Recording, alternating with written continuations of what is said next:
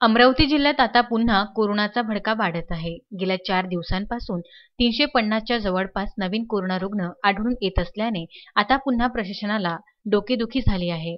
अशातच वाढता कोरोना पाहता मनपा स्वास्थ्य निरीक्षक तसेच पोलिसांच्या संयुक्त विद्यमाने नो मास्क कारवाईला सुरुवात करण्यात आली। हल्ली शहरात अनेक नागरिक तोंडाला मास्क न लावता वाहनाने बिनधास्त फिरत आहेत। अशांना आता थेट 500 रुपयाचा दंड दिला जात आहे। शनिवारी मालवीय चौकात धडक कारवाई राबवून अनेक वाहन चालकांना रोखण्यात आले।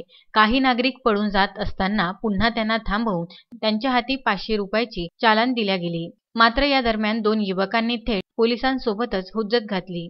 दंड दिल्याने पोलीस सोबत वाद करण्यात आला। इतकेच नव्हे तर पोलिसांच्या अंगावरही जाण्याचा प्रयत्न केला।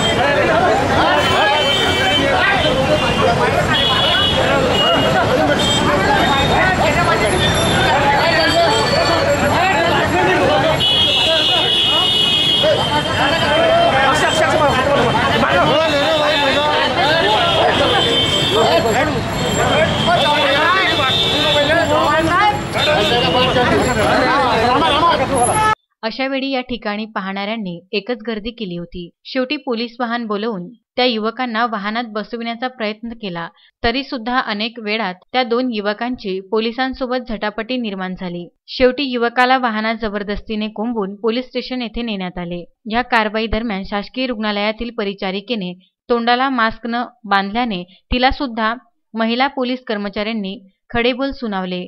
मालवीय चौकात मास्क न वापरणाऱ्यांविरुद्ध धडक कारवाई करण्यात आल्याने शहरात आता आपल्याला सुद्धा 500 रुपये दंड मिळेल याची भीती नागरिकांच्या मनात निर्माण झाली आहे।